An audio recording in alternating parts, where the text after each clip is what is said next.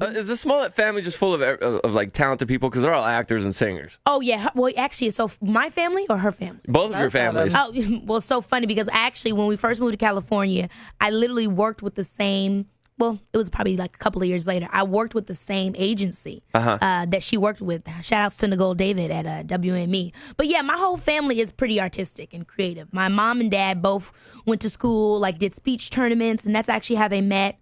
My mother was a singer and a songwriter all my life. So I always grew up around the arts, like, being interested. What happens at a speech tournament?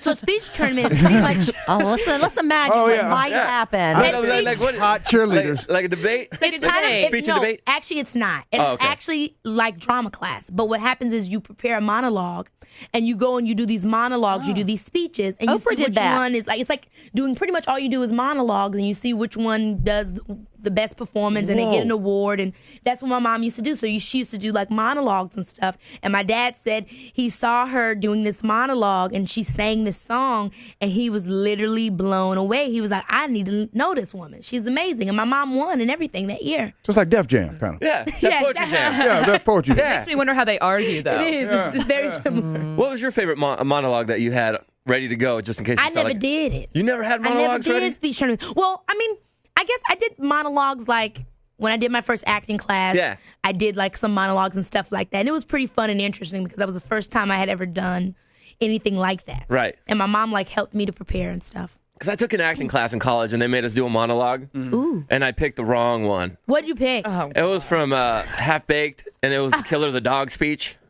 Now, before you can understand who Killer of the Dog was, you got to understand where Killer of the Dog came from. So you were just super stoned. You have to pretend like you're doing that.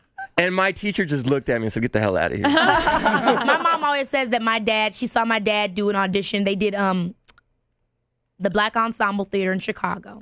And they were holding auditions, and my dad did apparently the worst song choice he possibly could from The Wiz.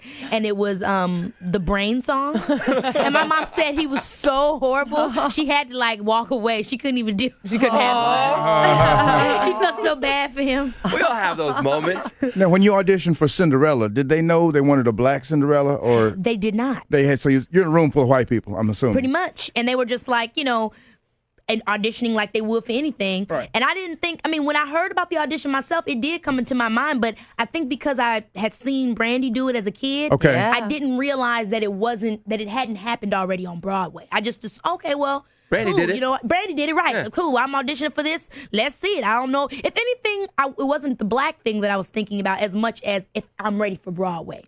I was more so intimidated by that than I was by necessarily the color of my skin. I was intimidated if I could actually handle what it takes to be a Broadway actor. Because it's every night you got to go there live and you can't mess up. Every night you got to be good. And also it's just like the Olympics or something. Right. The way in which you have to work, what you have to learn. It's like the actors arena. It was something that I wasn't sure I could handle. But you take it one step at a time. I was glad that they believed in me. Their belief in me and then my mother's belief in me, it all turned into my belief in me. Did you black it up a little bit? At the end, they always laugh, right? Because, oh my gosh, what is that line that I say at the end? Oh my gosh, there was this one line at the end, and I literally say it I say it so sassy, and they love that one. Really, already? Yeah. Get you some, Prince.